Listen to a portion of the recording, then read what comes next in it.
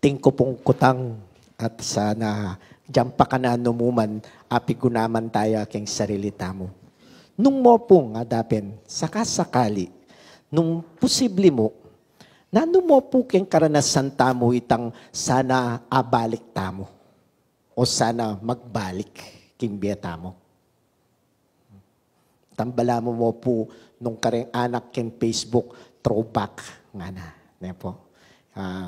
Nempo bisang ken Facebook ating pong mag-post Old Pampanga. Potang ikit mo rin litrato. Ay, wane, atatanda ng kiying makanyan, ng anak ko, kasanting kanita, ngenirugo, katakot-takot at traffic.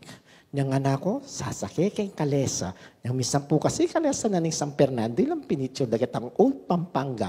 Sabi ko, yang anak ko, may kasakay kong makanyan. Ngenipula ng Kalesa, nepo, e-bike na lapo. Reta na po rin sa sakyan. Tamo katapang yung sinakay kang Kalesa, anak kayabang. Uling talaga pong balamo kay katamo, that is our tatak. Balo yun po, kaya ni King Radyo at nila pong maging bisita kaya ni nung yako po kay Lingwan, metong yung pare. Anya ka interesadong munta Pampanga, uling bisaya sa aking Kalesa. Tapos sabi na kayong sarili na, kayo na lang ata rito, yung may Kalesa, ilan na lang mga probinsya ang may Kalesa. Nga na po, kaya po penintong din Kalesa, bisaya po kano sa akin Kalesa. These things, ngarapin po. Nung ikayong kutnanit, kayo pong makiramdam, anal bekeng kay katamong FB. Nano mo para kay kayo na sanang buri yung ibalik, magbalik, sana mo, pero balo tamo, naman pwede. Wari po, pass is pass. Harapin sasabi ka na. Pero ano mo sa sakali, given the opportunity, nano mo ita sanang buri mo magbalik king kay kambi. O nang minsan po, nano pisabi da, agyo mo naman ibalik At sumuke ka. Nung buryanan mo ang ponong ali. Pero nang kayo na sa bandareng aliwa, imposible na nakalupanin dati. Harapin po na yun. Bakit kukutang ko po iti? So, pigunaman niya po kaya sari. Bakit kukutang ko po iti? Ating mapila ng Pariseo, may ngutang kang Jesus, nung kapila niya datangin kayarianan ng Diyos. The word kayarianan ng Diyos, the kingdom of God. Atin lapong buring ibalik. Nanong buridang ibalik den Pariseo, nanong buridang mibalik den pong dakal kareng Hudyo, burida pong mibalik na in Israel was a famous, strong, progressive country. Ngarapin po. Uting burita mi balik. Bakit inuwaring bisa mi balik yung makanita sitwasyon niya po? Uting burita rugo na sana naping kukutang da nung kaplan niya datang yung kayaranan ng Diyos. Kasi po yung konsepto related dya po kay panga Messiah. The Messiah that will liberate Israel from the hands of the oppressors. Kalupa na po ng Roma. During that time. The freedom to fully express their faith.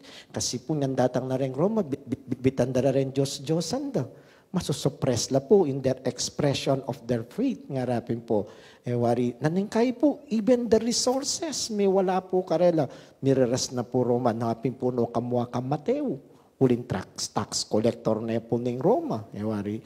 So, malaman mo, they feel na, sabi mo na kaya kami nung kapilin niya datang yung kayarianan ng Diyos. Ito pong dating masanting nga Israel. At yung pong konseptura is the time of David. Magbalik itang panahon ng David. Magbalik itang dating santingan at leguan ng Israel.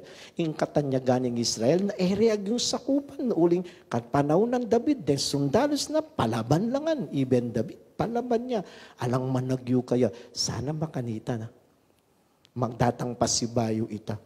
Pero sabi na po ng Jesus Karela, datang naman ito.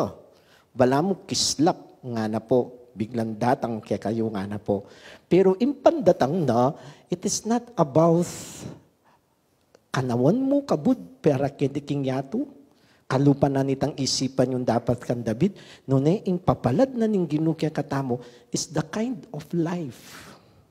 Magbalik kay David, yung panahon ng David, at magbalik ya, yung pantunan itang progresibong biye, yung napantunan pa itang style na ning management na, pero magbalik yung kayarian ng David. Uling yung kayarian at yung kitang kasuywan panugali, ampong lugod. Nga na po. At ini po ing buri ng paramdam na kikatamo, napi po sinabi na, ang kayarianin Diyos at yung kilubyo. Nanong gagawan mo, wari, kimbye mo. At may kad itapungkutan ko din, nano itang bageng buri mong ibalik. Naning kain sabihan tamo, etana abalik. Abalik tamo po, it's the kind of life we have. Nung ami mismo itang milabas, agawa mong makabaldugan ngayon kasalukuyan. May ka din nakalupa na nitang dating the physical past, tang nano man itang akakit mo kanita, talagang may naliwana. Pero itang pangatao mo, balik mo, nung kanita nakakasimplian kimbye, kapabeding maging simpleng ene. Pero hanggang sabihan na kikatamo, komplikado na nimbye. Alim mo rin po, we can always look into the past and making our present. At sabi natin po, more meaningful and more blessed. Uling nang kaya nga tamo pen, inang misan dulungkot tamo, uling ita na agaway tan dati. Alim mo rin po, agawa tamo itan dati, pero itang pamangawa tamo, it is not the physical world na burita mong magbalik. Nune, impangataw, ing sarili tamo. Nung kanita, anak katamo ka playful, kimbye, ngarapin po. We can be still be playful in biye.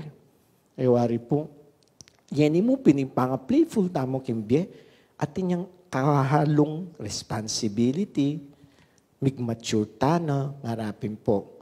Nakatamo basta-basta mamyalungan na alang katuturan, yani we play with sense, we play with joy, we play with friends, we play with bondings, ngarapin po. At kinike po kakit ining sasabyanan ng Ginoo, naniwari ning kayarianan ng Diyos. We all search for something that will make us happy. Mantuntangan po kitang baging manawa, mayan, ngarapin po. O yan yung konsepto tamo kimbi, na ano itang magpasaya kay katamo. Pero yung sasabyanan ng Ginoo, at the last part of our gospel nga na, dumalan da kalakasakitan, nga na po sasabi. And that makes the kingdom of God. Enduring the sufferings in life, ngarapin, para kay katamo. And after that, the victory of joy, of the victory of salvation. Ito po sana maging pag-anaka. Napimpotang ko niya yung sarili. Nanuwaring buri kong ibalik kanita. Sana po aliway tang the physical na akakita mo kanita. Pero the kind of attitude we have na tinwa, metwa, midinan kabaldugan, melalam akabaldugan.